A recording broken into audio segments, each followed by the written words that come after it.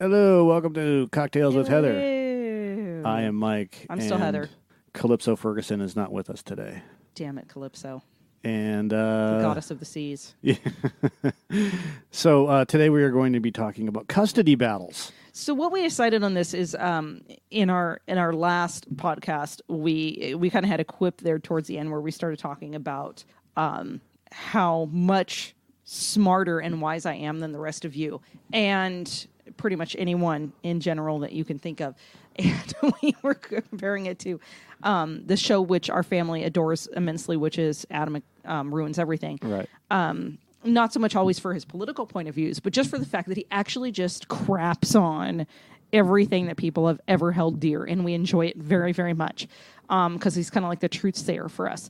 So, And I didn't even know you liked that show. I was like, when you said it, I'm like, yes. yeah, I watch it. So apparently it does work, the whole mind thing. Yeah, if I am folding laundry and drinking, that's what I'm watching in my room because my children will watch it with me, but nobody else will. Right. So like my husband doesn't watch it, stepkids don't watch it, but my two children will watch and enjoy Adam Ruins Everything. It's a fucking great show. It's the family trait, I guess. Right. So what are we calling it? Is like Heather fucks everything up or Heather fucks up.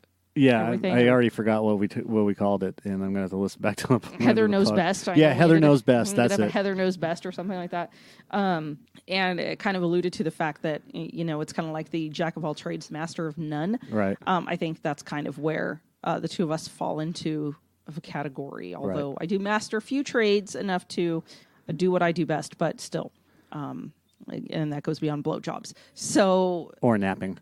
Oh For God, me. I'm so good at napping. I am the champion sleeper. I am a master. I told that to of the Bubba nap. one day. He's like, What's wrong? How come your bed's all fucked up?" I was like, "I'm a champion sleeper." Champion. I'm a champion at this, and I have even put the cherry on top with the snoring as well.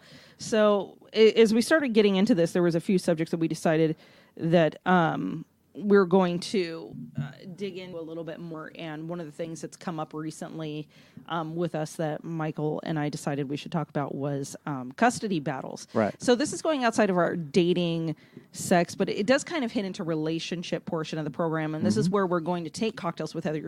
I'm still drinking. This is still a glass right here. I'm still drinking. It's still cocktails with Heather, but we're going to branch out a little bit, and we're going to have, now we've decided, occasional segments of where I just really shit on everything you hold dear. All right. So we have both been divorced. Joe has been as well, and everyone knows that listens. But the one thing that I do not understand, nor will I ever understand, is custody battles. Custody. And I will preface that by saying I was married, we had a dog, and I wanted the dog, but I couldn't have the dog. That was our custody battle. And finally she's like, "It's my dog, I want the dog." And I started thinking about it. I'm like, okay, well then I don't have to feed it, I don't have to walk it. I don't have to find a home that accommodates it. Yeah, not that I didn't have a home that accommodates it, but again, yeah, And you had dog visitation. yeah, I still do. Yeah. And I haven't seen the dog in a while, but that's not because I don't want to see the dog. It's because some circumstances have changed with the ex in terms of her personal life. Right. So she doesn't need to have somebody assist with the dog as much. Yeah. So, and that's not a big deal. I mean, I can see the dog anytime. I just text her and say, "Bring the fucking dog." And Right. she'd be like, "Okay." So, that's the extent of my knowledge of custody battles, which is when you're dividing things up in your life and they say, "What else do you have? Do you have kids?" And you say, "I have a dog." And they're like, "Okay." And I like, she can have the dog because It's her fucking dog. it's her fucking dog.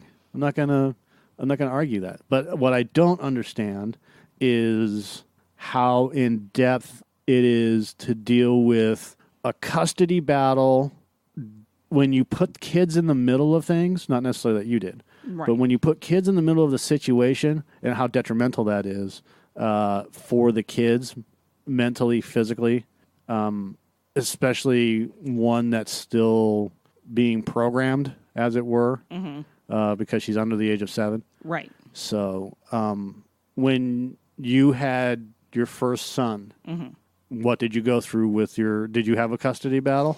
We did not have a custody battle at first. And I know that we've discussed this for new listeners. I'm still going to repeat it for old listeners.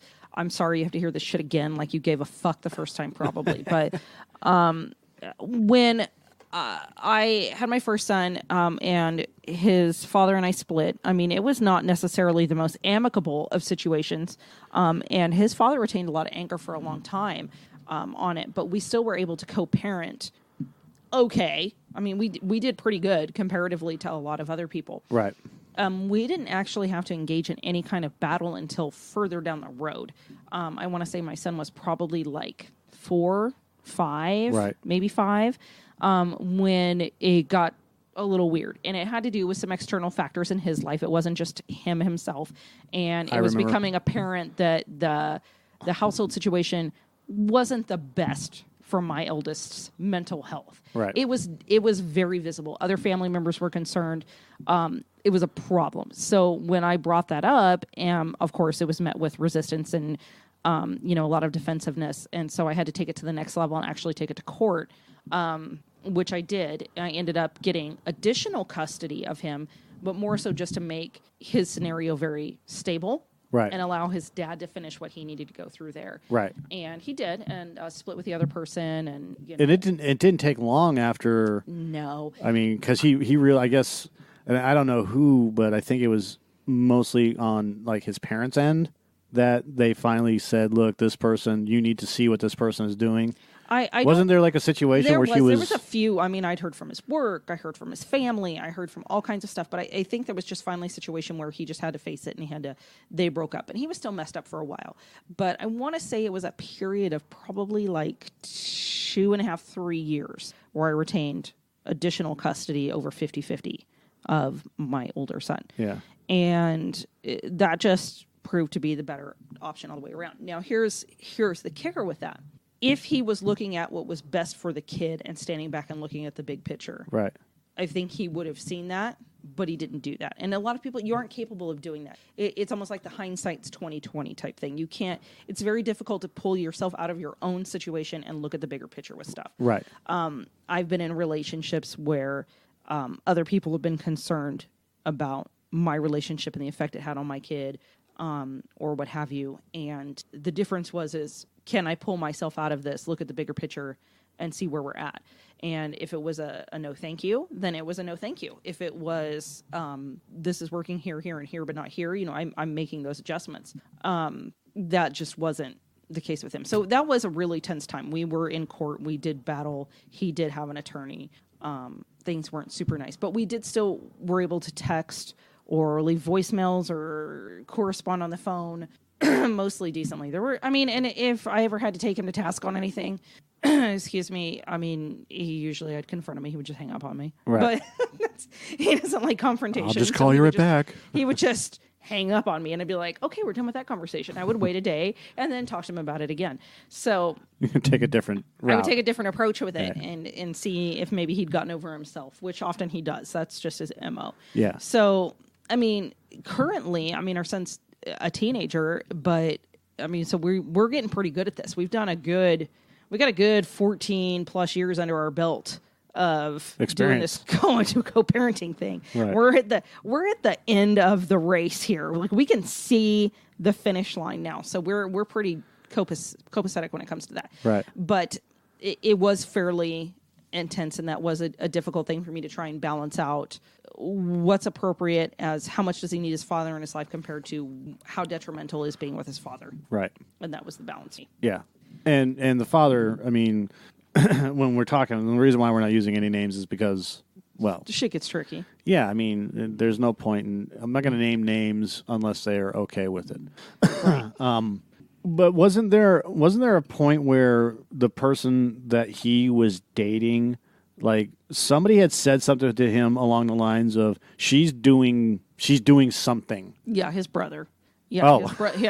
his own brother had She said is doing something. something. Yeah, his own brother had mentioned to him that Like she's stealing or some it shit wasn't like that. good, or although I don't know if it was stealing or was something, but she did have outstanding warrants in another county, and I think that's why she didn't have a driver's license. Yeah, but he in had California. he had witnessed something going on as well, didn't he? I don't remember anything like that necessarily, but there was some. I don't know if she was necessarily stealing, but I think they were all concerned that she was maybe on drugs, Yeah. of some sort, maybe taking pills that may have or been something it like right that. there.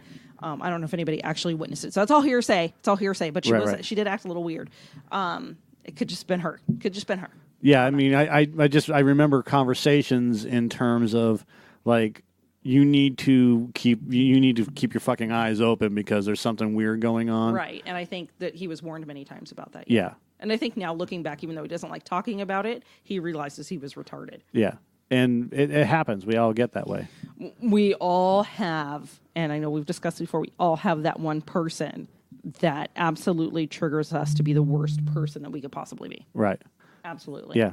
And I think that was just that person for him. yeah. And he's moved beyond that. And Yeah, he's good now. He's solid. He's got a good chick now. She makes Mickey Mouse pancakes. I don't even make Mickey Mouse pancakes. She sews crap. She's a homemaker. She does all that real good. She does that stuff. She tolerates my kid, even though he's a teenager. So that's cool too. Yeah. I mean, I can't. Well, the she rest has of the to. stuff. The rest of the stuff I don't really care about. I mean, the rest of the stuff that everybody else like would be concerned about. Like they tell me concerns or whatever, and I just kind of shrug. I'm like, well, that's not my problem. That's his problem. So Yeah, she has to tolerate the kid because he's What part else of the you gonna do? package. Or she can fucking get out. But she makes Mickey Mouse pancakes. So right. I mean, and There I you go. think honestly that's probably why Jay sticks around. They let him go to his room and he Do what he needs to do. He eats Mickey Mouse pancakes. Yeah. He's good to go. yeah. He's a teenage boy. He doesn't need much more than that. Yeah. Food and masturbation. Food, masturbation, and internet service. Yeah. That's it. I didn't want to say this in front of Anna, but it was really funny. I think our bird masturbates more than a 12-year-old boy. That bird is, and I know it's a Could side be point. why that she lays so many eggs. Yes, that bird every fucking morning, you hear her make a whistle sound, and it's a specific whistle sound, and then she's just, because what she does, she literally butts up against there's her perch. Mm-hmm. She has a 2-level perch, and she butts up against one of the levels and just grinds the fuck out of it.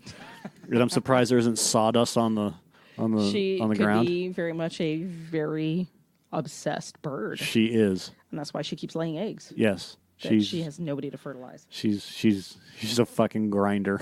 Get a grinder. All he can do is Not just like hear her. not like a tooth grinder either. Like like- a different kind of grinder. Yeah. So I mean, so there was that battle. What about boy number 2? Was there ever a problem? I didn't think there was going to. I don't think there is. No, and there I wasn't. know there isn't. And I will tell you probably 90% to 95% of that is because his dad actually watched me battle my oldest dad. Right. He and I were together during that whole mess, and he saw what happened, and he saw what a pain in the ass it was, and Yeah. he saw what that looks like. And I think that he went 100% in, I don't want to deal with any of that fucking bullshit and have it not come out the way I want anyways. Right. So he just makes a blanket statement of like, don't ever try to take my son from me. And of course, my response, as you well know too, is why the hell would I ever do that? Yep. And not so much for the fact that I know that it's better for my kid, is that I want a fucking break. Yeah. The best part about divorce, you will hear bitches cry all the time, but like, I can't imagine having a divorce and not seeing my kid every day. But I love my fucking kids. I want to see them every day. Yeah. I'm cool not seeing them every day. You know what? You will learn to deal with it. And you know what? I think it actually makes me a less hovering parent, because now I'm cool if like my kid wants to go to his friend's house, even on a weekend. That's my weekend. Or thinking about him getting his license and not being at home. That's all cool too. Yep. I think it's healthy. So it's healthy to be away from kids. So I think I never had that issue. So I never pulled like, I have to have 100% custody. And it was never, I didn't try to pull that shit just because, and I know a lot of chicks do, is I didn't try to pull that crap for money, because I didn't want their fucking money. I mean, I had to take money from my oldest dad when we first split. That was many years ago, obviously. Right. But once I had the means where my salary balanced out what the child support was, Yep. is I called him up and I told him he didn't have to pay me anymore, and I canceled the order through the county. So, and I didn't have to take any from my youngest dad. So, Right. We didn't have to fight about money. I wasn't trying to get 100% so I could bleed more money out of him. I wasn't trying to get 100% because I just had this weird, like, I can't be without my baby every day. I didn't have any of that bullshit. So he was like, just don't try and take my kid from me. And I'm like, fuck no, dude, take him. So Yeah, that's... I love your son, but take him. get him the fuck out. Yeah. I'm done. He's super awesome. I have about most people, they're like, he's so cool. And like 30 minutes later, they're like, I am done with this bullshit. So he's a handful. He's high intensity. So He's high intensity until he has to do Halloween. and then he's done. Then he drags his leg. And that's the funny thing is that people are like, oh my God, he's so crazy. And it's his mind that's nuts, which it's actually in a funny way too. He's a creepy genius, but he's also very good at the chill. Yeah. Which is great. That's how you know he's not ADD, is he's great at the chill. He's Chris Farley. Right. He's got it. He exudes it. He pumps out this massive amount of energy in one giant whoosh. And then he's ready to sit down and just watch some YouTube. Yep. Or watch TV. Yeah, He Ghostbusters. doesn't want anyone to talk to him. And he doesn't want to talk to anybody else. And that's his zone. So that I can appreciate. Yeah. So you no problems with dad number 2. No.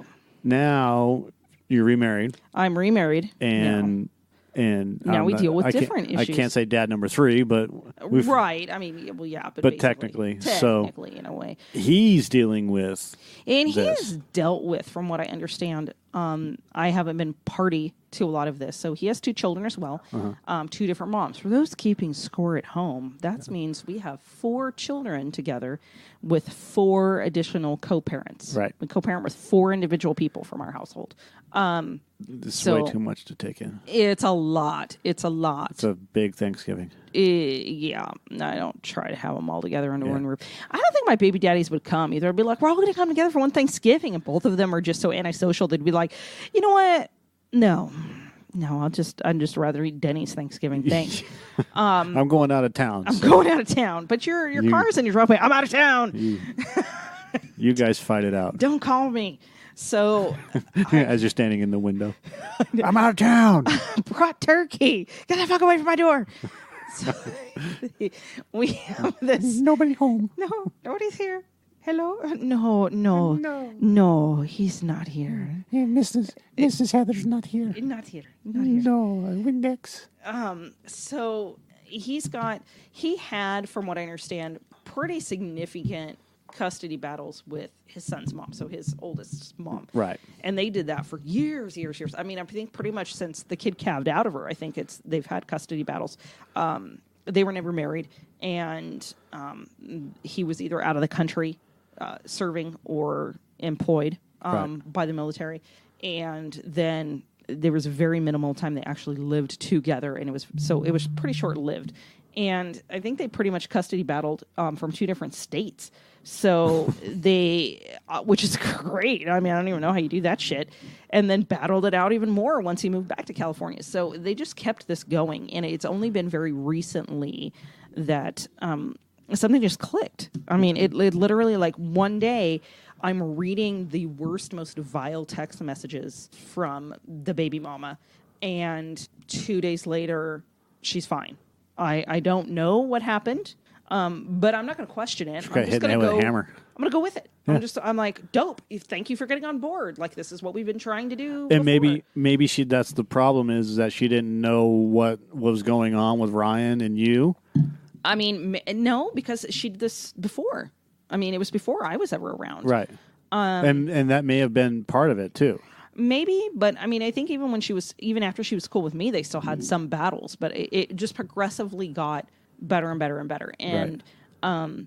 And I'm so overly inclusive. I know I freak people out, but it's because that's what's worked for me and my 2 baby daddy families. Right. You have to, and it's just the way it is, and you're going to be stuck with this person, so you might as well just fucking deal with it. So we've always tried to work that out, and I've always been in my oldest dad's opinion, so completely overbearing with new people coming in. But it's like, this is the way it is. What's up? I'm Heather.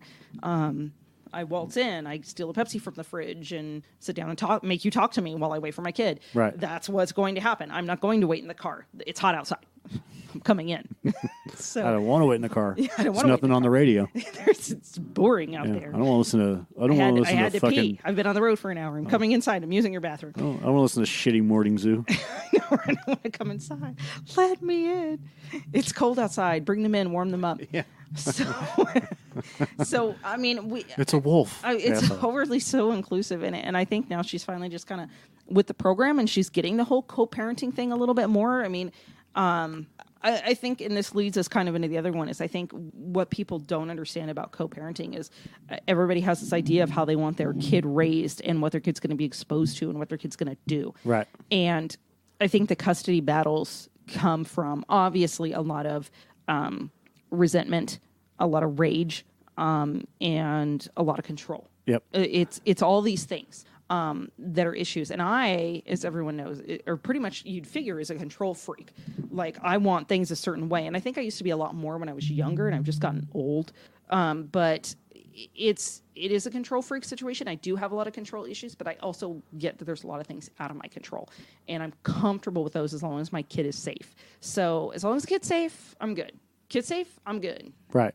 Awesome. Don't even care. Kids safe. I know kids are resilient. They bounce back. They, they're going to get over it. They're going to adjust. They're going to be just fine. Right. Plus, they're my stock, so they're going to survive. Like, it's going to be okay.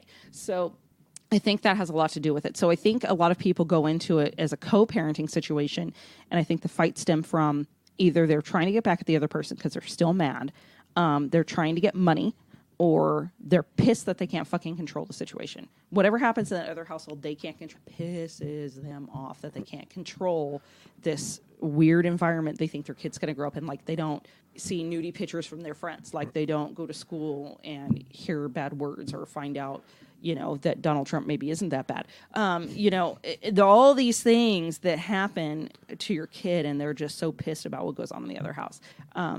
And so I don't know if that was a piece of it or not for her, but I think a lot of it was old resentment, anger, whatever she was hanging on to. I think she was dragging it through. And unfortunately, again, the kid was in the center of this. Right. And during his formidable years, which has greatly affected him emotionally and in his maturity levels as he's gotten older. So, I mean, he's suffered a lot of that.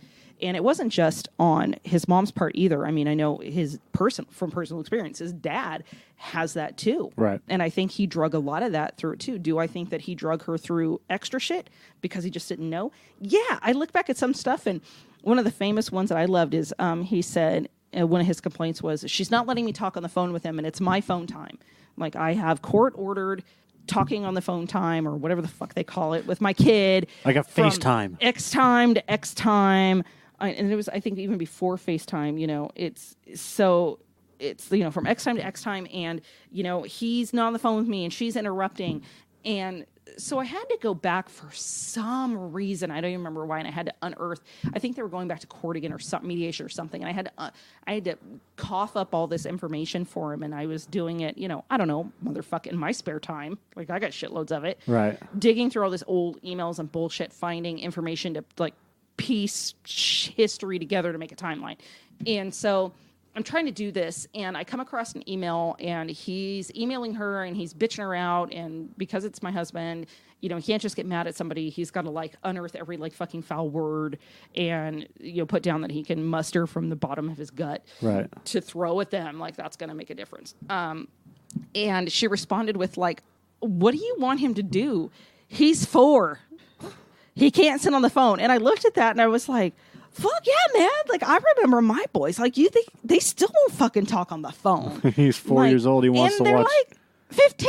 Yeah. Like, he wants to watch SpongeBob. Leave him alone. yeah, he can't even, like, he can't focus now. Yeah. Fucking kid's got ADHD. Like, he's off the wall. Like, he can't focus now. I can imagine at 4. On the phone. Hi, Dad. Yeah, hi, Dad. How are you? I had a great day. Today in preschool, I did this. I ate fishy crackers. How was your day, Dad? And ooh, SpongeBob's on. Right. And if you think that, though, at the time, I mean, my husband was in his mid-20s. Right. And never been exposed to a kid. He probably had zero, and he wasn't living with him, so he had zero idea what he was capable of. So he was basically throwing this burden on his baby mama. He wants on the phone with me, and she's like, he's 4.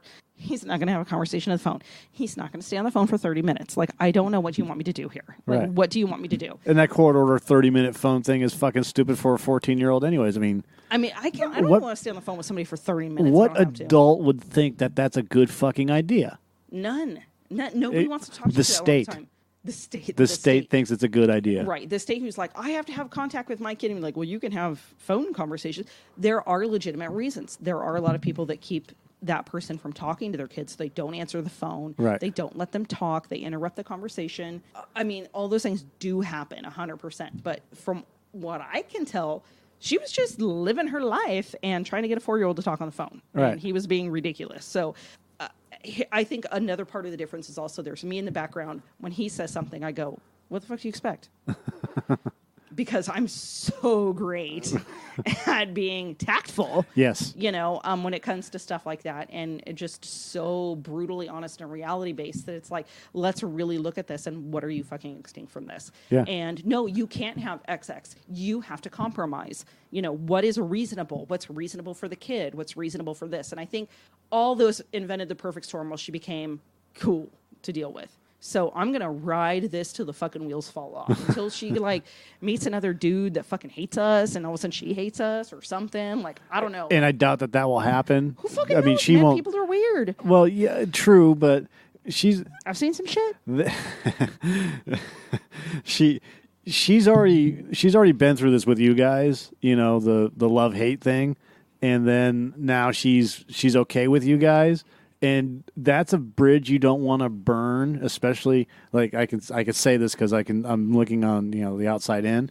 That's a bridge you don't want to burn because you have the kid, right? Yeah. And if she burns that bridge because of you know, some douchebag that she's dating, she's going to be forever pissed at that guy for fucking up everything that she's worked so hard to. You would think, but again, I have seen some shit. She could meet the one person that makes her fucking crazy, and we could have to deal with it. Although I will say, I think that her and my husband, when they were together, were those people for each other. Right. Like, I think they actually just brought out the literal worst in each other. Yeah. And just spun each other out. Like, they were that for each other. Like, that's what that was. Yeah, she found hers. And she found hers And already. then she walked away. Learned a valuable lesson. Yes, and that's what I'm saying is that. And now I have to wash his underwear. Thanks a fucking lot. Thanks a ton. Thanks a ton.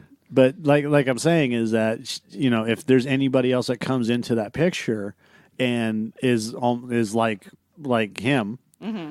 she's going to fucking knock him out. He's out Hopefully. because she won't put up with that shit because she's already dealt with it. And again, that whole relationship that she's built with you and tried to repair with him and the son, you know, to get things to where they are just fucking right. Right. You know, which is, you know, the baseline. It's like copacetic type of thing. She's not going to put up with anybody doing that because she sees the good. She sees that this is fucking easy.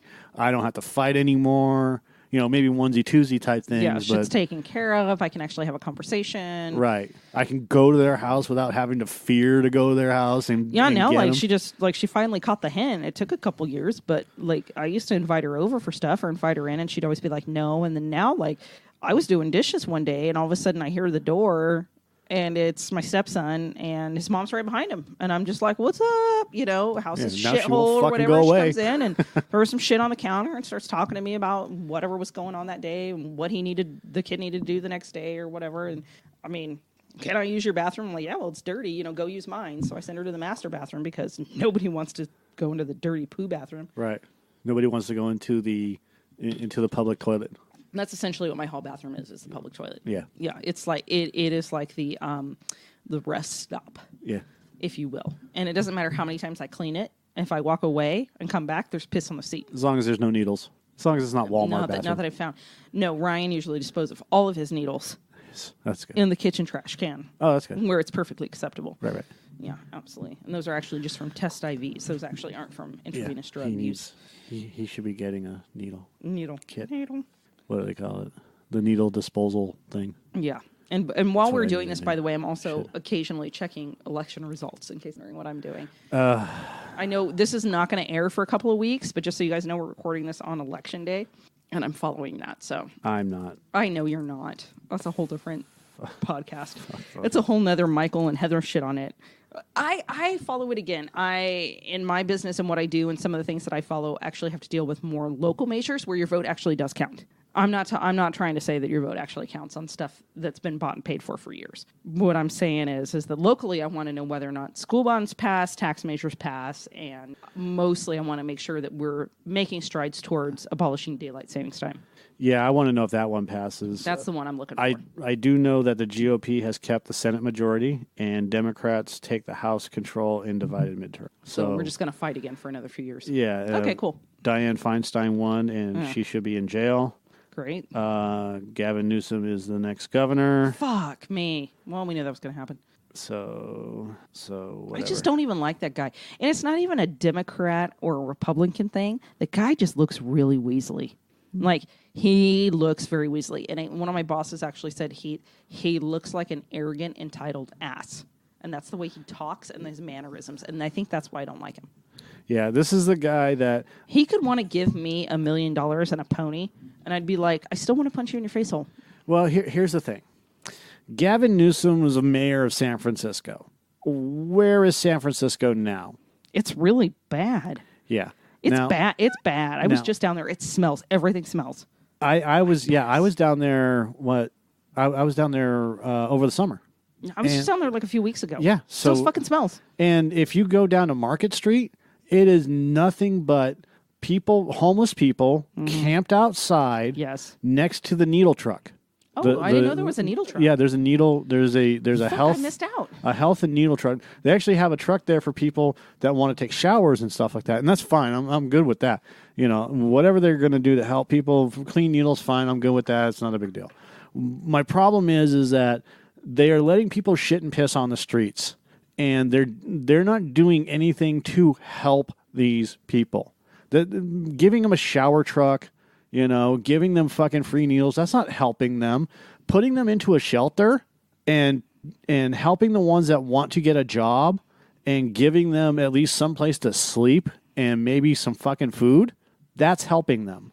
Or, you know, and here's the thing is that people who live on the streets, and I've seen many of them, we have a few of them locally and some of our other small towns around here, they can actually be homeless and not shit in front of me. Right.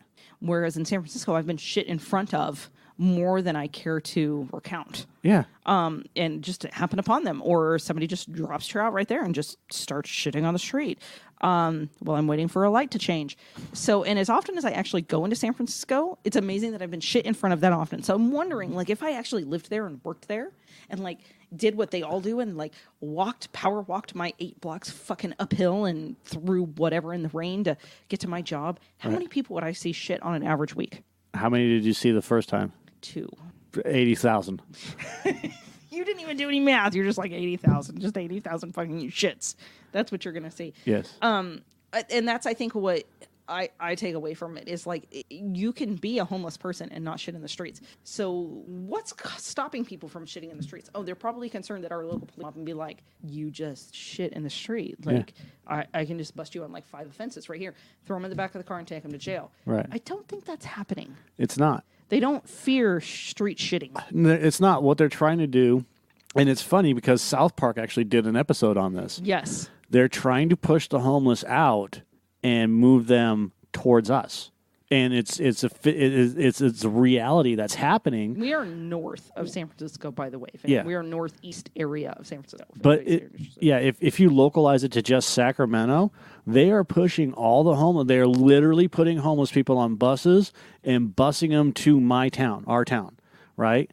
And then our town is basically busing those motherfuckers to another town, you know? Don't give them money. Don't give them anything. They're change. Like change. I just need some change. Yeah. California. I just really realized loves homeless. I just realized that my wife was homeless, so I had to take care of her. I had to take care of her. How'd your wife be homeless? Well, she was living in the home, but she was homeless. Right. Okay, so we just totally we politics segue off of this. Yeah, so, I sorry, don't. that's our bad. We do that, and some of you are very used to this at this point. As you know, I don't talk politics. Right. Right. And I walked away. All I did was talk about Gavin Newsom and the Senate San majority. Francisco. But we taught. But Like, I'll talk about fucking the homeless problem all day long, as long as I don't have to fucking talk about politics and shit like that. Unless it's interesting. If it's interesting and it's not political. So locally, the one thing I will say my favorite part about homeless is the stories, the homeless stories that I have. And without the homeless, I wouldn't have these stories. And one of my particular favorites was, it was a very well-known thing in just above the town that Mike lives in, one that I live very close to. And there's this area in front of a county building that's a very big open lawn area. And we had a ton of homeless that were camping out in it. I think it's because it was considered a public area. Tent city. And yeah, it was basically like a tent city, but it was out in the fucking open. Like, and there was a pretty main road, and it was in front of, I don't know, all the fucking county buildings in the town. And there was just a ton of homeless. And so you drive past it, and I don't think I lived there at this time, or I might have, or lived close to it anyways, but I still drove past it quite a lot because I worked a lot more locally at that time. Right. I wasn't as all over the state as I am now. And so we drive past it, and I have a couple of friends that actually live right down the road from me. And so it was a very particular hot portion of the summer, and evidently somehow the group of homeless people got a hold of a giant blow-up pool. And they put said pool, blew it up, and put it out on this lawn and fucking filled it up with, I don't even know how they fucking got the water, but they did. They filled it up, and they had a fucking homeless camp pool right on the side of this main artery through town. That's awesome. And all... I was so Were they diving in it? entertained by this. It was like the talk of Facebook. It was the talk of Twitter. It was the talk of Instagram. It was the talk of everything for a while. And all that our brother and I could think about is, what's that water like in there? Because there's no filtration system. Yeah. There's How no dirty chlorine is it? they're using. What's that water like in Should there? we go buy they them drain chlorine? it every day and refill it? Like, what are they doing? So it was like homeless pool party, like right on the side of the road. And I think that's amazing. Like, that's one of my favorite homeless stories. That and the 3-cart garage I saw on the side of the road. I think it was like 3-cart garage. it was somewhere in like San Francisco - Oakland. It was like in the Oakland area, like right where the BART station is or something Yeah. like that. Went to pick up a friend, and we passed by a homeless like encampment, and this person really gone all out with tarps and cardboard, and they even had some plywood leaning up. And there was a tarp overward, and there were 3 shopping carts parked in it. And I was like, Jesus Christ, that must be a rich hobo. They got 3 carts. And my buddy goes, that's a 3-cart garage. And I was like, yeah. He's probably in there watching his DirecTV. He probably is. He On his- probably has it. He's probably got a satellite on the other side I didn't see. on with his 3-cart Intex garage. blow-up bed. Oh, which cart am I taking out today? I think I'll take the Albertsons cart. I'm taking the Walmart cart. I'm Ooh, going. that's a nice one. I'm just going to go. I'm going to try and conserve I'm slumming it today. Slumming it today. I'm going to take the Walmart cart. So that's a piece of it too. So back to custody. Yeah, back to custody shit. So they're pushing all that motherfuckers So over here. we've managed to go through this. So what we're doing right now is we've been engaged in kind of a custody battle, and I don't even want to call it a custody battle because we're not battling for custody. We have, or I should say he has, my husband has 50% legal custody and 50% joint Visitation. custody, Right. or physical custody of the child. What's the difference? I mean, if you have 50% legal custody and 50% joint custody, isn't that 100%? No. It's 2 different categories. It's like, Heather, you just equaled 100%. It's like, How, life is 99% patience and 5% work. we're talking about the state, so their math It doesn't could always be. add So up. what they do is they look at it as legal body is what are my legal controls over Right. this child. So making legal decisions. So medical decisions, schooling decisions, activities decisions, where they live, if you don't want them to move out of the county or whatever. Right. You have 50% legal custody of them. You have 50% legal. So you can have 50% of the legal custody and not have any physical custody because Right. maybe you live in another state and you only see them like, 5% like that. But you still have 50%, allegedly, legal buy-in on what they do. So basically what it's saying is like you can't just like fucking up and change all the doctors and decide you're going to go homeopathic medication only if I didn't give my buy-in on it because I Right. have 50%. Because you can't decide to pull them out of public school and put them in a Catholic school because I have 50% and I get a say in that. Okay, so legal that's- custody legal is- custody is that. Physical custody is you have a 50% right to see that child. Okay. So, or whatever. Or talk to him on the phone. Or talk At to 4 him years on old. the phone. And that really comes in what we call visitation. So you could have 50% physical custody, like you have the right to it, but your visitation is set up however it's set up. And this is for every house is something different. Your old standards used to be the dad saw the kid every other weekend or something like that. I mean, we all know kids that did that. And they were gone for a month during the summer, and they were never around on Christmas vacation because they went to go see their dad in another city or whatever. There's, that. There's week on, week off. If there is, 2-2-3 schedule, there's a 2-2-5 schedule. There's all this bullshit of different ways you can do it, however it works out. 3 on, 5 off. For your house. It's whatever it is. Whatever you agree upon, whatever is best for the kid, and gives each parent equal parenting time. Okay. I'm doing the air quotes again with my giant fake nails. Equal parenting time. So this is kind of where it comes into. So we're not actually battling custody. He has those factors. He has custody, established parental rights. And that was a battle in itself. I know that his baby mama, again, they were never married. His baby mama will say, because I've witnessed this, I'm not just going off hearsay on this, I've witnessed this, is, you weren't around in the beginning and you weren't there when I did this and you weren't there when I did that. And a lot of it was because he wasn't allowed. She didn't want him there. So what does he do during the pregnancy? They're not together. They weren't together So when she was brings pregnant. up that childish argument. You weren't here. They weren't together when they found out she was pregnant. Yeah, So well, I wasn't around because I didn't know. Yeah, well, I mean, Or you that wouldn't part, let or me. she told him, and he came back, and he was like, we should make this work because you're pregnant, even though you dumped me. Like, we should make this work. And she was like, yeah, no. In fact, I'm going to give you the out, which, by the way, I will always, to this day, respect her for giving him the out, because I believe you give everybody the out. Right. So she gave him the out. You don't even have to have anything to do with this. I won't come after you for anything. You just drop your parental rights and walk away. And he went, that's not how this is going to work. I have a... See, my problem with that is that I want it in writing. Mm-hmm. Give it to me in writing. Oh, I'm sure she would have done that. I don't doubt at all that she would have done that. I think that she would have done that for him, but he was like, no, that's not how it's going to work. I'm going to want to be involved. And it's almost from like the time he said, I want to be involved, she went, well, if that's the case, I'm going to make it as fucking difficult as possible. Yeah. So why? They went from, he was in a relationship at the time, not me, that was not really thrilled with the fact that his ex-girlfriend was calving his kid out. I see her perspective too, by the way. So he always tries to say how horrible she was. And I'm like, hey, if you think about it, it's a little fucking bunk. And I can understand that she was a little bit leery of that shit. Me right now, I don't have a problem with him going out and hanging out at his ex's house, but I already know that ship has sailed. This bitch didn't know that shit. I mean, this was all fresh. Kid wasn't even calved out yet, so she don't fucking know. Maybe they would get back together. Pregnancy hormones are strange things. So, like, I don't even care that your dog sheds an entire other dog, and I'm really so much of a neat freak. Like, I want you to be here for the baby. You never know. You never know what's going to happen. Yeah. So shut up and let me eat my ice cream. And then the next day it's like, hold me. Hold me. I hate you. Get out. Yeah. Fuck you. Attack him with a knife. So I don't know. You. I don't know why. I don't like fries like this. So I don't know what the deal was with that. I mean, everybody can have their own theories on it. Baseline is they weren't together. She told him a week after they broke up that she was pregnant. There's different theories on whether or not she already knew. There's differing theories on whether or not she was just looking to get pregnant. Right. There's different theories on everything.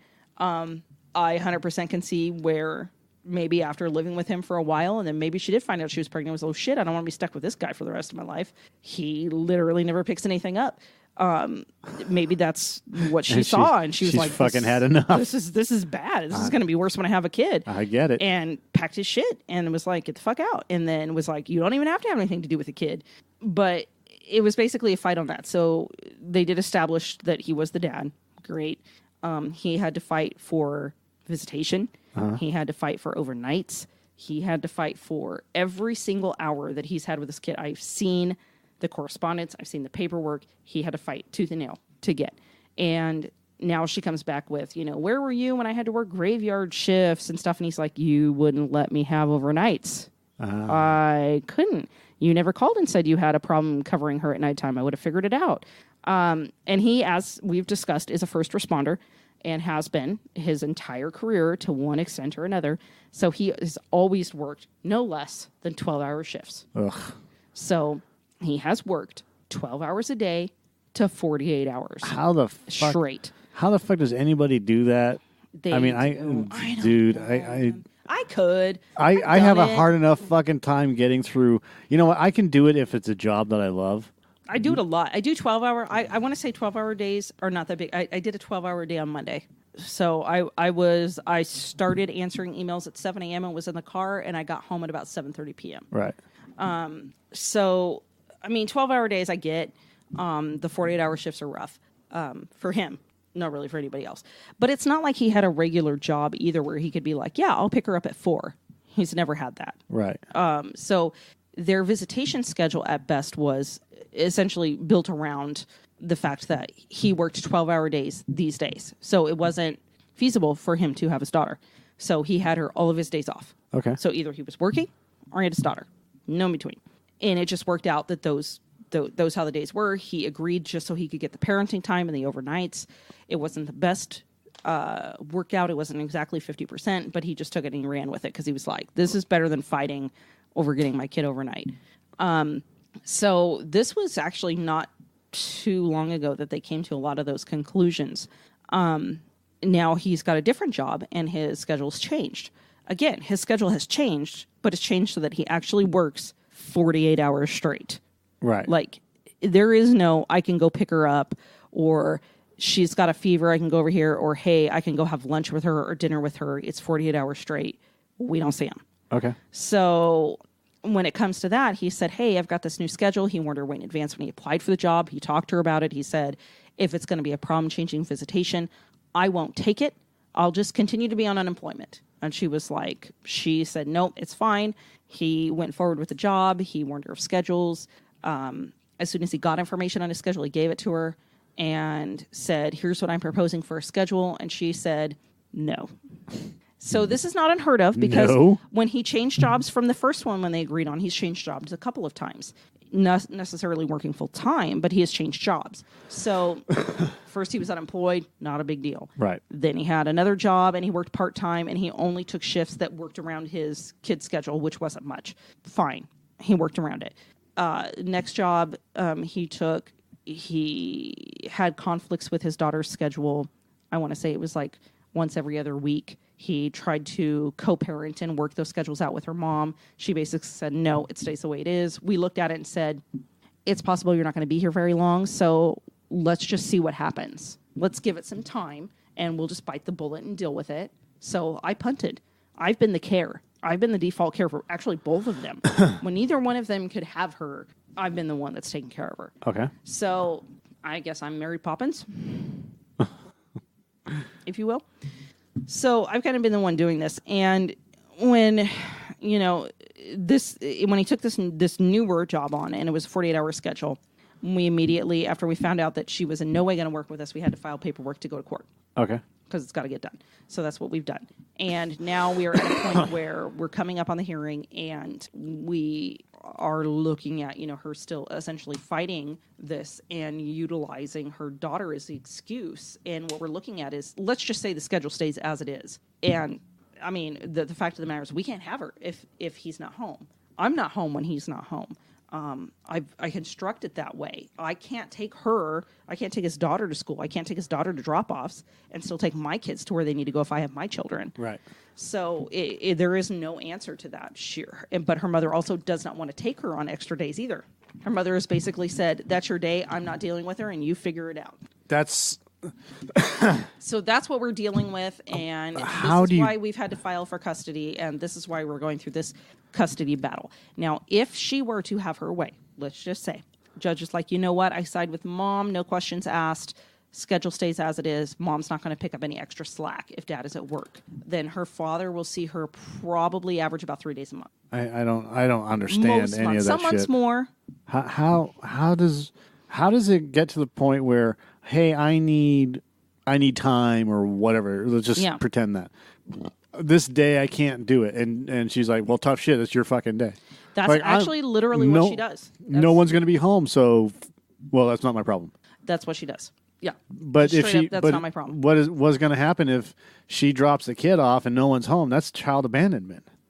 Well, and we've actually had those days before where he's told her, we can't, I'm going to be at work and Heather's going to be out of town. And we did have a weekend like that. Heather has to be out of town. She cannot be here. Right. And we can't get her. And she just said, basically, fine. And we actually didn't know, like the day of, like we sat there, like, are we either of us going to get a phone call that she's sitting in the parking lot waiting for us to come do the custodial exchange? Like, we didn't know. We never got the call, so she could have and just never reached out. I don't know. Maybe she thought we'd pop up. Fuck, I don't know. I don't know. The fine thing just unnerves me. Fine, and then you come home like 12 hours later, your fucking kid's falling asleep on the front step. Yeah, like, yeah, she was. Yeah, ours would I be don't know what probably to do like with this. wandering down the street, likely finding dogs to pet. The fuck knows. So yeah, I mean, it is that, and it is 100% detrimental to the child. I mean, Yeah. there is no other way around it. I mean, she knows that her mom is fighting this. She knows that she has times without her dad. I've had her for entire weekends where her dad has been working since he started this job, and she will consistently ask me throughout the day, how come daddy's always at work? When is daddy coming home? I mean, she's not there to fucking see me. I'd like to say I'm pretty cool. I know she calls me mom and stuff, but she's not there to see me. When's daddy coming home? I don't know, kid. Why the fuck you bothering me? I don't know. What the fuck? Look, you're a bastard child anyways. Why are you even asking? Look, you shut up. You shut up now. You shut your mouth. So, I mean, I've spent a lot of time answering those questions, too, for, daddy's at work, and you're going to hang out with me, and blah, blah, blah. And, it's just, I mean, I shouldn't have to do that. And her mother's theory, and she actually verbalized this from what I understand in mediation, is, well, that's the daughter's time with that house. And if her father is at work, he needs to figure out alternative care for her. And the mediator actually had to tell her, no, it's visitation with her dad, not the house. Yeah. I'm like, who gives a fuck who's at the house? Like, that's not her dad. Like, it's cool and all. We're like extra family, but that's not her dad. That's not her brother, her half brother. It's just, we're fucking extras. I mean, like I said, we make the party, but we're just extras. Yeah, it's She calls me mom, but I'm fully aware I'm not the mama. There's a whole different category for the mama, and I'm not the mama. how detrimental is this to her? I mean, Heather and I were talking before the podcast, and there's this great YouTube channel. I'll have to find it, where there's a professor who's talking about programming and how people are programmed. Or you can deprogram, however you want to talk about it. But basically, you learn how to be who you are in your entire life by the time you're 7 years old. And it talks about the subconscious and the conscious and how things are set in motion so that after the age of 7 years old, you are who you are. But you can reprogram it, but it has to do with subconscious bullshit. And your stepdaughter is, what, 4 or 5 years old? 4. So she's learning bad habits from mom, and I don't know what she's learning from dad. But probably different bad habits. Yeah, and then she's also learning habits from you. Like Miss Heather going to pick up all the shit. That's what she's learning. Yeah, exactly. and by the time this kid's 18 years old, like hopefully things will be okay by then, but by the time this kid is 18 years old, I mean, it's going to go one of two ways. It's going to go completely fucking southward, and she's going to rebel against everybody, or she's going to turn into fucking Sheldon from Big Bang Theory. Yeah, I'd be perfectly... Actually, she'd probably fit in better if she became a Sheldon in my house, but that's just us. I mean, like a neat freak weirdo type person, like there's no middle ground with this child right now. No, and I mean, I think, and not that her mom necessarily probably exudes like terrible habits, but I mean, I think just for the fact that, she's seeing this, or she has less time with her dad, or if she does receive less time with her dad, right, from this, and that's the thing is, I don't believe that the court will rule against her dad, because I've been to enough court sessions now to know how that kind of rolls. Like even if you go for divorce, by the way, people, depending on the county, you sit. It's almost like they herd you in, and it's like a cattle call. Like, and they just call your case up, and everybody else sits there and watches you and argue your most personal bullshit. Watches you break down and Yes. have a fucking Yes, mental everything breakdown. from like accusing the mom of doing drugs to him and his bitch girlfriend. Like, you see it all. Yeah. And those people just sit there and they listen. So I've heard a lot of this too as I've sat in many prolific divorce court sessions. Your Honor, my wife's a cunt. Yeah, I'm done. I'm done. Yeah, that's. I almost want to say I think I heard that one time. So, and because I have that kind of luck, I got called last, so I got to watch just basically the Walmart of court cases just vomit out in front of me. Right. And pretty much what I've figured out at this point is that courts get it. I mean, it's good and it's bad. So there's two sides to every Schwartz, right? So, I mean, it's good that they don't even like look at the mother as like favoring the mother anymore. Right. But it's bad where they go the other way, is that they're so convinced that they want to give everybody 50-50, make everybody suffer, that when you really are truly going against that there's a fucking problem in the other house, that you have to just like fight upstream the whole time for it.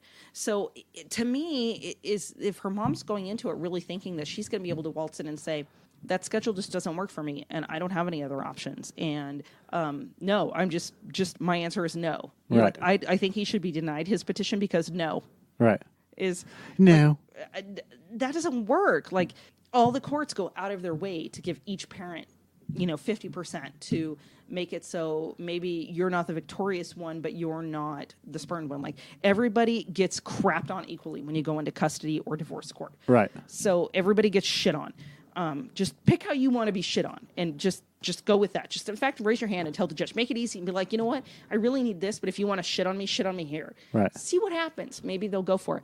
So, I mean, they always are so pro 50-50. Like, I cannot believe that she's going to walk into court and think that they're going to say, you know what? You're right.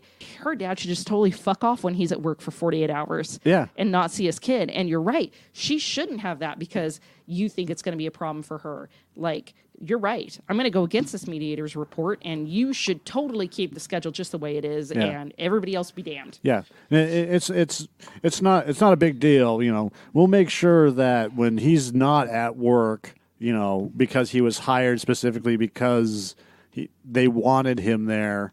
When we'll just make sure to cancel his 48 hours of on time. Yeah, no. Because it interferes with your schedule, ma'am. And it doesn't even interfere because with the her baby's work schedule. mom. Yeah. Like, if she was on shift work like that, like, then I can see that there's going to have to be some really interesting weaving of time here. Right. And maybe she would be more understanding. I mean, she does work as a first responder. She's a law enforcement officer to a degree.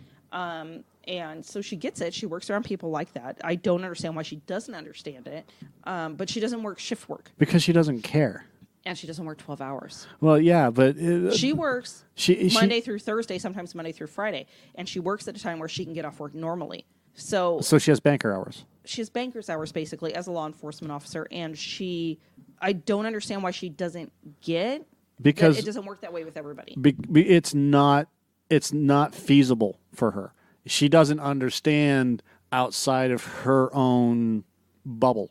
She's literally, it sounds like she's literally, like, when it comes to the daughter and the ex, she literally lives in her own bubble, and this is how it is, and this is how it's going to be, regardless of anything else. And that's all she can focus on. She can't see bigger picture, literally. He's dead. He died. Her dad died. Well, I'm sorry. These are his days. So Yeah. that's her days with the house. You guys are going to have to take her. What? No, he died. Yeah. Like, this is your kid now. No, I'm sorry. These are his days. Like, what the fuck? Yeah. Like, are you fucking serious right now? It's a literal thing for her. She thinks that just because it's been this way, now I gave him an out, and now he's just going to have to fucking deal with it. That was the original contract, and I'm sticking with the original contract. Maybe. Fuck, I don't know. I wasn't there. He hasn't said anything, but I don't think he ever said, I'm staying in it and I'm going to put up with whatever you say I have to do. Right. To make it easy for you. But in ma'am. her mind, that's what she heard. I guess. Maybe. Fuck, maybe that is the problem. Maybe it stems from that. She needs counseling or some shit, because that ain't going to work. Yeah. I mean, it's even like, it's dumb shit. Like, hey, we've got such and such going on. Can we have her extra? No. Hey, she's got family in town. Can we have her a little bit extra so she can see her aunt? Those are my days. Okay, well, we have this going on and we can't have her. Can we just swap days with you, or maybe like do an exchange earlier? No. Those are my days. Yeah, no. Those are my Those are hours. the times. Those what? are the times. Like, I don't even know how much I adjust my schedule with my kids. My kids are all, like, I never fucking know half the time. Like, am I going to end up with a kid? I'm not supposed to have them, but who the fuck knows? They could pop up anytime. At any time, I got a phone call 2 days in advance of my youngest dad's knee surgery. And he said, I'm having knee surgery in 2 days. They just scheduled me, and I can't have him for a week. Guess what? We're figuring it out. And if I had had meetings or something like that, I probably could have dumped the kid off and been like, call 911 if something happens, son. Like we could have done something like that. But, like, I don't know. I mean, we made it work because what else are you going to do? It's knee surgery. Those were my days. Those were his days, but he's got knee surgery. Right. If I have to go out of town for work, I call the daddies and I say, I have to go out of town for work. What do you want to do? And we figure it out. And we figure out what's best for the kid. And if it was best for the kid not to do X, X, and X, that's what we do. You're looking, you seem intrigued by something. I don't know what you're doing. I'm intrigued by the fact that you said when you were talking to her, no, those are my days. No, those are my hours. Which is, I don't want to say obsessive compulsive, but it's, and I can't think of a term. I can't think of the term for it. Is it cop syndrome? Yeah, but it's And this is no dig, by the way, on my buddies that are in law enforcement, because I have quite a few of them. And honestly, none of them that I know of, in fact, many of them that share custody with others have this problem. In fact, a lot of them that are in law enforcement have some of the best working relationships with their exes because of their line of work. The ex works with them so much. Yeah. I mean, I can't think of the term, but it's basically I can't deal with anything outside of these parameters, right? And it's not obsessive compulsive, but it's like a borderline type of thing. Like an Asperger's? It may be, but she said to you, no, you can't have her because those are my hours. Those are my days. Which is, I mean, it's a period of time. It's like she's almost, she has no creativity in her. She's all logical. There it is. She's and all she does is think on think on logic. Meaning these are my times, so therefore at exactly 5, I guarantee you, like if Rowan is not ready to go at 5 o'clock and she's there at 4:59, she's probably pissed off. Yeah. And if Rowan is, if the ex is at her place picking Rowan up and Rowan's not ready at 5 o'clock, she's kind of pissed but doesn't care because it has to do with the ex. I know I said the name of the girl, but yeah. What it comes down to is as long as it doesn't interfere with her schedule, she doesn't give a shit. Right. So if the girl is taking her time getting ready to go with the dad, everything's copacetic. But if it's my time or my days and then I have to give up one fucking minute of it, or I have to make plans because he has to work, and now it goes against everything that I've been dealing with, on these days. I have an amazing it's story. It's your problem, not mine. That I don't think about this story that much, but it was very entertaining for my husband. So we were going to go out to dinner. It was like a little family celebration dinner, and it was a night that we were going to exchange his daughter. And usually the exchange time happens at 6 p.m. So we were going to go out to eat, and they ended up, we couldn't get a table, or I don't fucking remember, or something like that for a certain time. And he had texted her as we were making these reservations and said, hey, can you meet a little bit later? Because out to dinner. And she said, no. We knew it was going to happen. Can you meet a little bit later? We're going to do this and this. We're going to dinner. The answer was no. That doesn't work for me. Okay, fine. Can you meet us at our pickup time, but instead of going to X location that we normally go, can you meet us at the spaghetti factory? Can you meet us at the ye old spaghetti factory? Right. It's actually basically like a maybe like a mild difference for the mom from where she's coming from. And she wrote back, yes, that's fine. Okay, so we're meeting at 6 o'clock and it's going to be Ye Old Spaghetti Factory. Yep, awesome, dope. So we go to Ye Old Spaghetti Factory. Dope. And we're sitting down and we order and we're waiting on our food. And my husband gets a text message that says, at like, I want to say it was like 5:20 at night. And it said, "I'm here. Bring her out front." And he looks at it, and he looks at me, and I read it, and I'm looking at him. I'm like, "What is she talking about?" Like, and I look at my clock to see if I'm fucked up. Like, it's not 6. Like, and so he goes, "You're out front of the restaurant right now?" And she said, "Yes." And he's like, "Okay, well, we said 6:00." And she wrote back and said, "So you're really going to make me wait? It's not my fault there wasn't any traffic." Send. Like, that's how it came through. And we're both looking at her like, "Are you kidding me?" So he wrote, "She hasn't gotten her food yet. After she gets her food and eats, we'll be out. Unless it becomes 6:00. Sooner than that, and then we'll come out then." No response. So we did. We like waited, and she's like 4 years old, so she doesn't really eat a whole buttload anyway. She kind of fiddle fucks around with her food. So as soon as we got it, we asked for a box and let her eat a little bit. And I think he walked her out at like 5:45 or something like that. So we sit there for like 20 odd minutes. Yeah. Like, just like, well, the fuck is she? Is she going to come into the restaurant? Is she going to like start blowing up the phone? Like, what are we going to do here? And he took her out, and she started fighting with him on it. And he just said, "Have a nice night," and like walked away. What an asshole. Because she wanted to fight in the parking lot about it, I guess. And he was just like, "Okay, dope, bye." And his older son walked out with him too. So she was trying to do it in front of both of the kids because she was pissed. And we couldn't engage it with her. And it's almost like you can't even actually have a reasonable conversation with that person when they 100% don't understand that we said 6. But just because she didn't run into traffic and she got there at 5:20, I want to say it was 5:20. It could have been like 5:30. So, I mean, don't hold me exact on those times. I don't have them in front of me, but it wasn't her fault she didn't have traffic. She got there sooner, so we should just abandon all plans. Right. And walk outside because she's there. It's like, what? Like, no, we said 6. And he even wrote to her. He's like, "We specifically made these reservations based on the fact that you said you would meet us at 6 here. Like, we had plenty of time to eat and do what we need to do and to be outside at 6. Like, you agreed to that. We made it based on that, not whether or not you'd run into traffic." But it didn't matter. It didn't matter anything else that was agreed upon because that's when she was there. Yeah, it's the lack of empathy. So I'm looking up the psychological effects of... Basically, empathy. Put yourself in the place of me. She's a selfish bitch.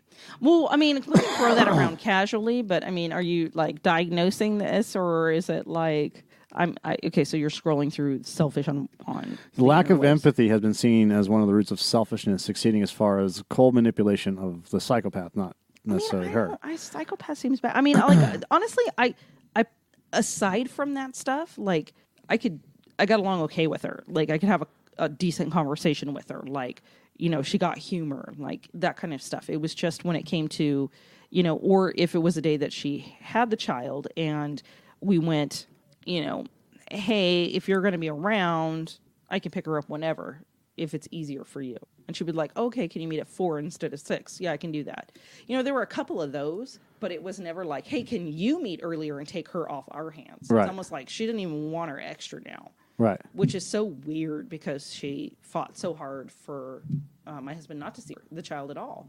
So now she doesn't even want her any extra. And at first, when this started happening, when I came around, the kid was like 3. She was like 2.5, 3 or something like that. And I said, well, it's probably because 3-year-olds are assholes and nobody wants to be around them. So I'm not surprised she's taking her home at all. Like, I'm surprised you don't show up to like pass her off and nobody comes to get her. Like, I get that. Like, she just doesn't want her. But I can't imagine a time where I would just consistently tell my children's dads that, no, I don't want them. Like, fuck you. Figure it out. She knows my husband doesn't have any family here. She knows that he doesn't have any recourse on that. It's not like there's a grandma's house we can just dump her at if need be. That doesn't exist. Okay. So, well, here's a test. So we're going to do this. The 7 traits of selfish people. Okay. They do not show weakness or vulnerability. I need this both for me and for the baby. We're taking a quiz, people, and I need a pen. Okay, so how am I supposed to... Just a yes or no. Yes or... Okay. Do you show weakness or vulnerability? I'm going to make a header, and I'm going to category, not for bowel movement, but for baby mama. Baby mama. Okay, to show weakness or vulnerability. Right. Average, most people would probably say no. It's only the people closest to me that would say yes. Right, but... Well, anyways, just go. I'm going to say no. All right. Number 2, they don't accept constructive criticism. Constructive criticism. Yeah, I take, but for giving it to me just to be an ass. They believe everything. They believe they deserve everything. Her, I don't know. Does she believe she deserves everything? Well, Change them and demand each time that they are valued and recognized if they had a long history of pursuing that goal. Okay, so we could say that they continuously change. Selfish people are characterized by the inconsistency when pursuing their goals. I don't know if she You actually may not has know. that, but she thinks. I mean, if you think that she believes she deserves to have like a whole bunch of child support, my husband to pay half of everything, but have no say in it and no time in it. So yeah, I'm going to say yes. They do not listen to those who do not agree with them. Just don't.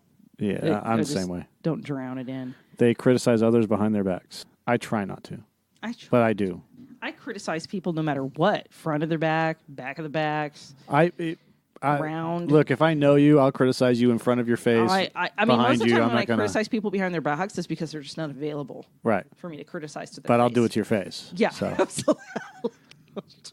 But she doesn't. I can guarantee you she doesn't. They exaggerate their achievements. I don't. In fact, I usually put my down.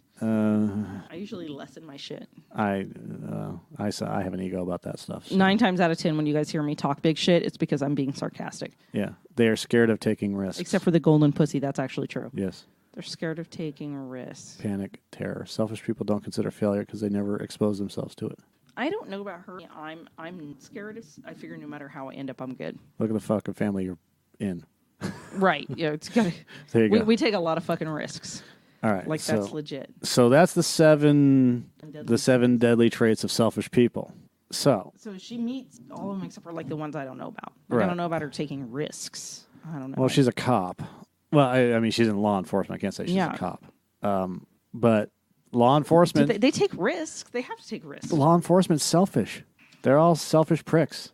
I mean... They are. In a good way or in a bad way. They're doing it because they believe in it, you know? Whether it's good or bad, it doesn't matter. They're doing it because they believe in it, right? Most of them are fucking dicks. Even the ones I like are dicks. Yeah, even our favorite ones.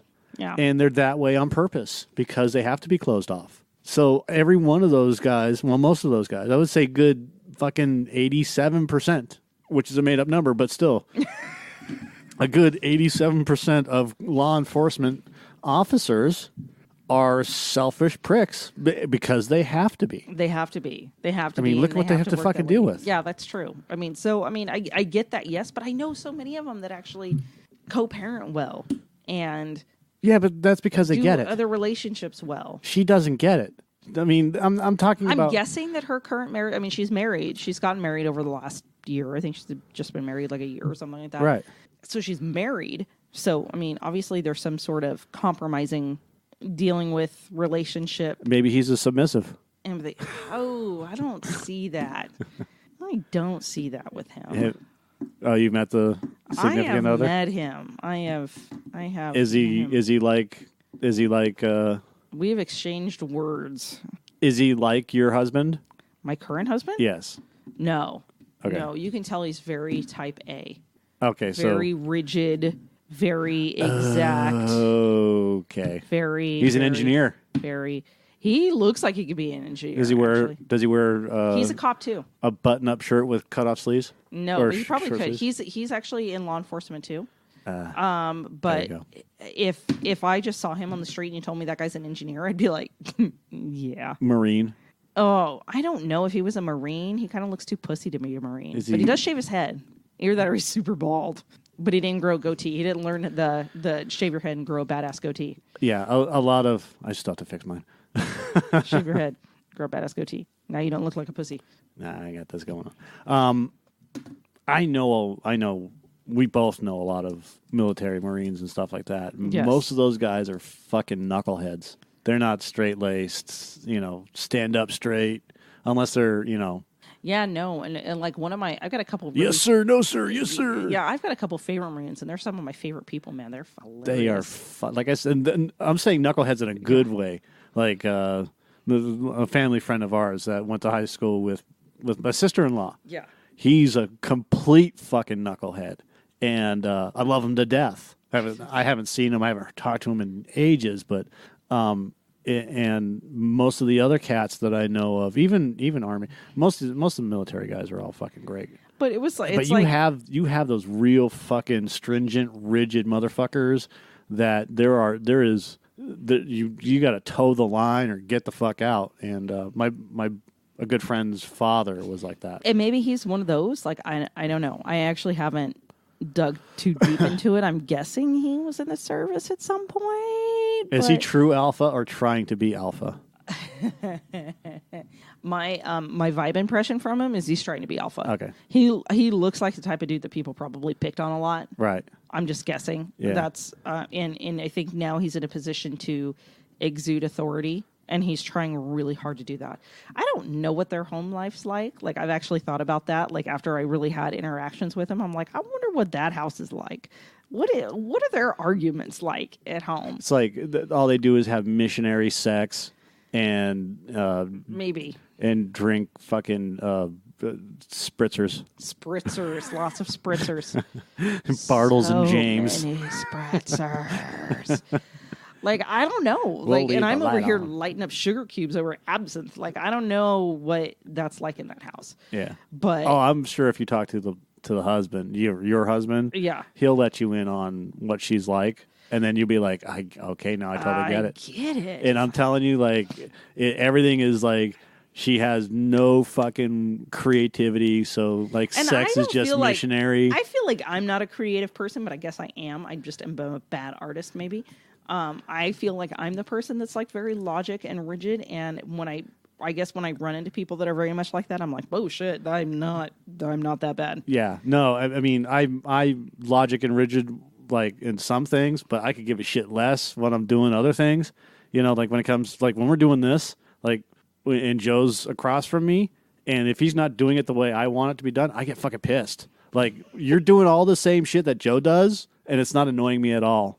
So I feel really bad now for yelling at Joe. What have 'cause I done? You've left your phone on the table and it buzzes. Oh. And oh God, It really bugs. Sorry, Joe. I That's- left my phone on the table. that's a pet peeve of mine. It's plugged in. But I purposely let it go because I didn't want to deal with it. You know, I was like, it's like, you know what it is? It's like he didn't want to have this fight with me because I'm just as awful to fight with. Yeah. And here's the other thing that I don't get is these people take me to task on this shit, like this custody battle that we're going with and stuff. And it's like, I get that they're taking my husband to task, and he's a doof 90% of the time. Like, I Right. get that. Super smart when you actually get past all that. Like, he's super, super smart, but he's actually a complete doof the rest of the time. Oh yeah, But but that's him. it's like they know enough about me. Like, why are you testing me? Right. Like, I know this stuff. Like, I can live and breathe it. Like, I can do forms. I can do law. I can do case law. I can quote it.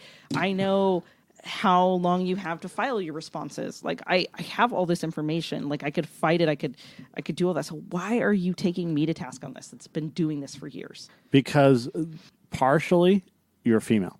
That's part of Why? it. But it's other bitches. Because you're more confident than everybody else that you're dealing It's with. that big dick energy.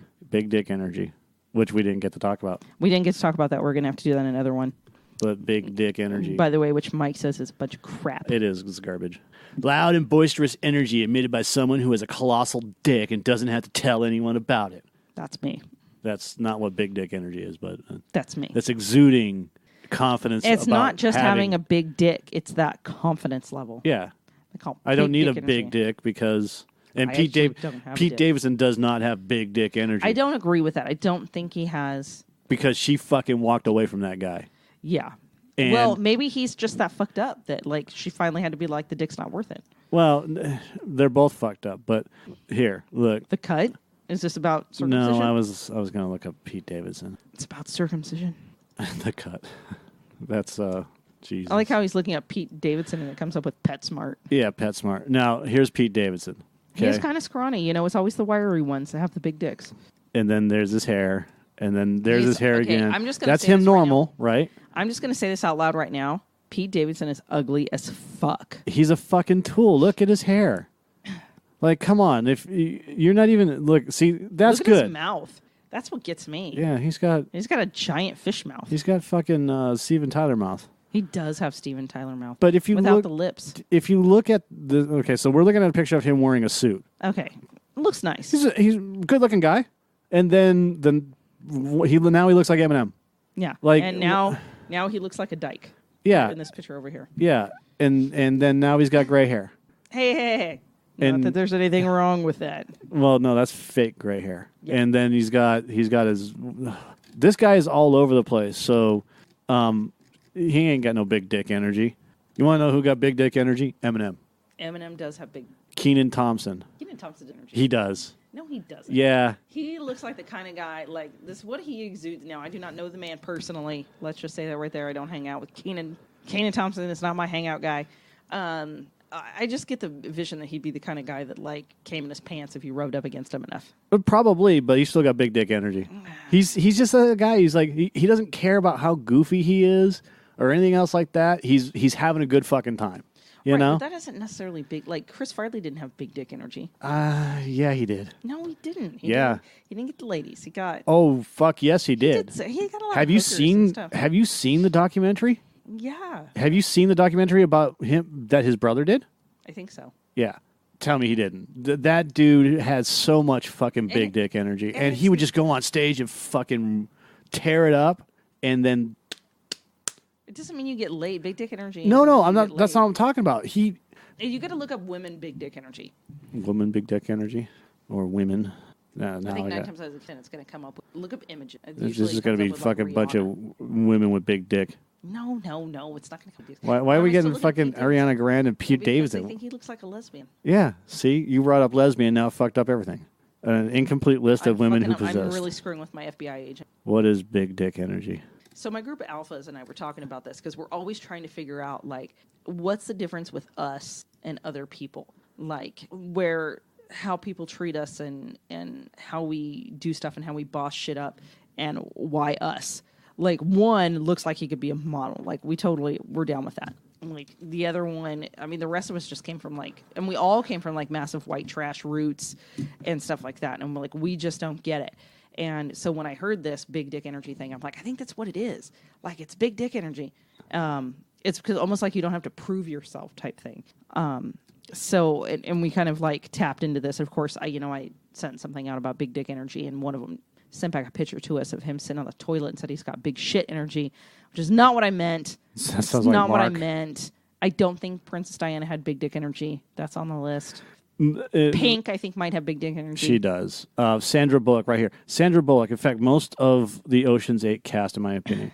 No. If you're named Aquafina, you don't have big dick energy. You know why? Why? Because you named yourself after bottled fucking water. You know who has big dick energy? Betty White. Yeah. Everything I ever looked up said Rihanna. Fuck her. And I don't know why that's big dick energy. She doesn't have big dick energy because she puts herself into abusive relationships. And that's Yes. it's true. Unless she's got it now. I don't know if she's in a second abusive relationship. No, every relationship she's been in has been almost abusive, whether it's mental or physical. Because that's her energy. I would like to note on here that this list that we looked up said an impartial list and a person list on here. It says the woman who owns the bakery I go to every morning to get coffee from, who remembers my order but refuses to remember my name. That is big dick energy. And that is me. I will remember when I'm making drinks, when I'm bartending. I will remember someone's drink order. I have no fucking clue who they are. Hold on a second. Who was the girl in fucking Breakfast with Tiffany? Audrey Hepburn. Thank you. There, her. She does. She did have big dick energy. Goddamn. And in that movie, she did too. So, She was like a whore and she didn't even care. I mean, You don't have to have a big dick to have big dick energy, is what I'm getting at. But that's what it is. yeah. And what it comes down to is the whole. It's attitude. You don't. If you know what you're doing, you have the confidence to do it. Then who cares? That's what big dick energy is. Just have the confidence to do something. And I Like- think that's probably what a lot of it is. Like- But it's a people, they gravitate at. Yeah. So if Mark had it. Mark had Yeah. it in droves. So, and I have it once in a while, but I don't know how to tap into it all the time. It's fucking weird. Like, We went from custody to tapping into our big dick energy. yeah. And well, it actually all works together because the baby The mama, ex, yeah. and well, we were talking about ego and stuff like that. Yeah. But baby mama and her husband try to have big dick energy. You know, they try to be alpha or whatever, and we've talked about alpha and beta and whatever else, but they're not. But everybody seems to tell them, or somebody is telling them or whispering in their ear that they are, you know, and it doesn't work that way. You can't just be alpha, you know. Alpha is not, it's not inherited. It's kind of a learned thing, but it's also just who you are. It's a person that will take charge of a situation. It's a person that knows what to do and doesn't have to be loud and boisterous and whatever. That's not alpha, you know. If you watch like NCIS, Mark Harmon's character, Mark Harmon. That's Is he in the car? Yeah, Mark Harmon's driving in the car or the fucking harbor. That's what I mean by alpha male. Now there was another character, Tony DiNozzo, and he was the second, and he acted like the alpha. And when he acted like the alpha, you could tell he was trying to be alpha.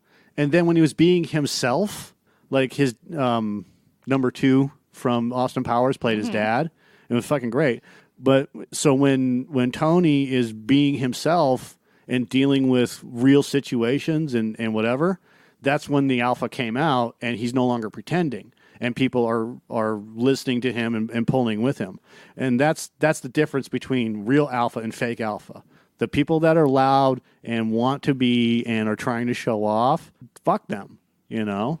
And the people that don't have to be loud and boisterous and they just sit back and let things happen, and then if they need to take control, they'll take control. Those are the real alphas. Those are the real people that know what's going on. In your case, and to answer your question about why people do what they do when you have all this stuff, is because you have it together. So they have to question you. They have to say, hey, you have all the answers, so I'm going to try and fuck you up, you know? So everybody just likes getting their dick slapped? Yeah. It just doesn't seem like they should. Yeah. They're the fetishes. Yeah. They want to get their dick slapped. Yeah, and that's it's because you are stepping over that line. You are invading their territory. You know, this is my protected territory. Who the fuck are you to come into my territory and tell me what to do? And then there's me that walks through everything like, I own this fucking town. Right. Okay. Yeah, and then they're going to get pissed off at you regardless because you know what you're doing. And if you sit back and watch what is going on, like if you could third person yourself in any meeting that you go to and you're going to start doing this in meetings that you go to and dealing with these fake alpha people, you're going to notice how many of them don't know what the fuck they're doing. It's amazing, actually. And the ones that do know what they're doing, they just sit back and watch the entire thing get chaotic. And then they leave, and then they take whatever they need to do and control that whole situation, and then they start cutting these people out and start putting in people that can. You'll start noticing that. Not necessarily in your case, because that seems to be that they don't give a shit about taking out the people that don't know what they're doing, and in fact putting more people in to cover those that don't know what they're doing. Don't know what the fuck they're doing. Yeah. But in real situations, that's what they do. They take stock of the situation and say, hey, this is how it is, you know, and now I've got to fix that, and this is how it's got to be done. And that's why people have this perception of alpha as being the take charge, big, you know, strapping young lad that's coming in like, you know, like the fucking Marines. Right. And going, hey, I'm right here. I'm going to take care of everything. Yeah. And they don't do that. They Not sit at all. back and watch everything that's going on. And then they go, I can fix this. Right. I'm the fixer. Right. Well, I'm going to have to sort this situation. So that is what we deal with in custody, and that is, so you guys know too, that it's a situation where if you guys aren't putting the kid first, if you guys are looking around and you're taking that out on an ex for resentment or for money, you're not doing your kid any service. And if it's in that moldable first 7 years, you guys are really fucking shit up. And then after they're like 7 or 8, they can kind of actually tell you what they want to do and be. And if they aren't feeling manipulated by you, they will let you know. Right. In no uncertain terms. So he's looking up putting your kid in the middle, and it came up with putting your kid in modeling, which is not exactly what I had in mind. I don't see the modeling. But I mean, a lot of times you do, and sometimes there might be something cool going on at another parent's house on a holiday you have scheduled, and it's your holiday. But the other parent has family in town and shit going on. Guess what? You put the kid first, and what's going to be better for the kid, Yeah. and you suck it up. And then how do you deal with if you are resentful from another person coming in? And I've written quite a bit about this on my personal stuff, dealing with a new parent in your kid's life, and a lot of that, again, is just the control or the thinking you're going to be replaced, which is not possible in any sense of the word. You could walk, especially as a mom, dude, you could walk away from your kid, like straight up just like F you, double middle finger, walk away from them. Somebody else could raise them their whole lives, and they will still hold you in a place of almost like a pedestal, even if you treated them like shit. And you could waltz back into their life years later, and they will still give you priority over anybody else. Yeah. I mean, You don't have to worry about other people coming in. They're still going to love you the same that they love. It never hurts to have an extra person looking out for your kid. Now, if that other person is a piece of shit, that's something else. yeah. But Yeah, that doesn't help anything whatsoever. I mean, I'm not talking from experience, but I mean, dealing with toxic people and whatnot. I just can't stand to be around them, you know? I don't know anybody that's like, you know what I like to do? Be around toxic people. Yeah.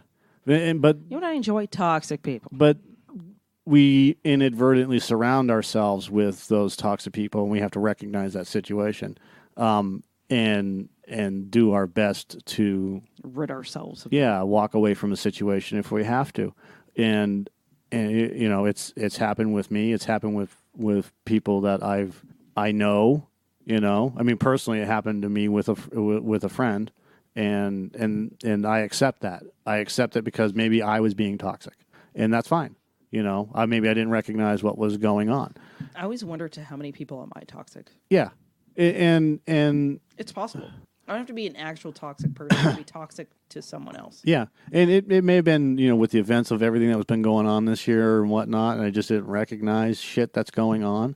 You know, I firmly blame myself, and that's what it is.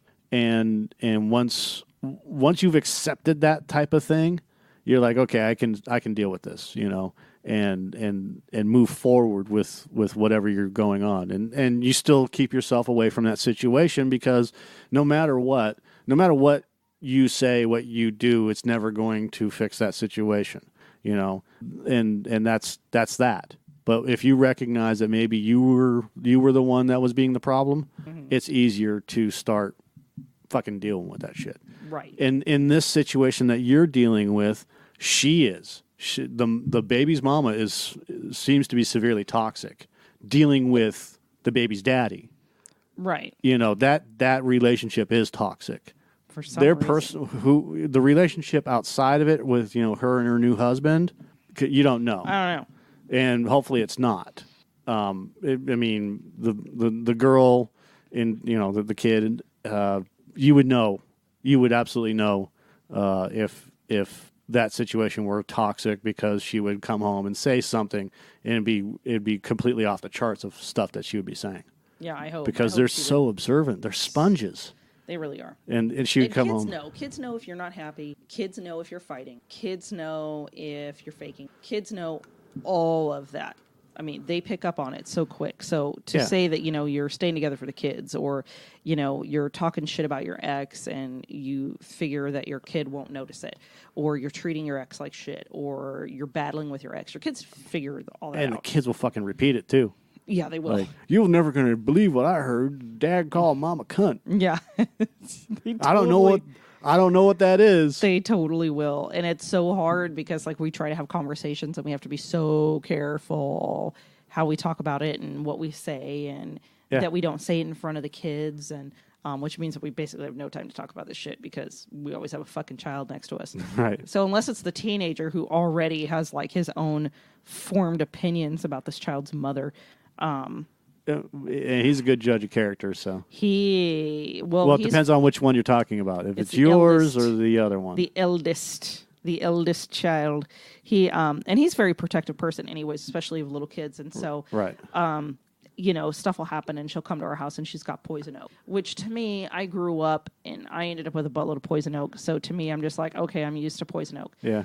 My oldest grew up around poison oak too and being around all that. And what he comes out from is, why wasn't her mother more prepared? Why is her mother letting her play in poison oak areas? You never would have done that. You would have known what it looked like. You wouldn't have let me play with that. Right. How come her mom is letting her get into that? And he is pissed that his little stepsister at 4 years old has poison oak. Right. And, he's pissed. and he doesn't understand that maybe she was at a play date and got into it or she wasn't. something. It was at her mom's house, but I mean, he is pissed about that. So he's more pissed about it than I am. And I'm rationing with the teenager going, right. I mean, maybe she didn't know, sometimes poison oak gets on stuff. Just what I did, right? You pick things up, right? And then he's like, no. Yeah. And even maybe it was on the toilet paper. Right. Who knows? I mean, all the way down to like, why is her mother dressing her in that crappy clothes? Her mom's not prepared. Why doesn't she have a spare outfit? Her mom's not prepared. Her mom's not prepared. Her mom's not looking out for her mom's. That's his theories. Like her mom's not prepared.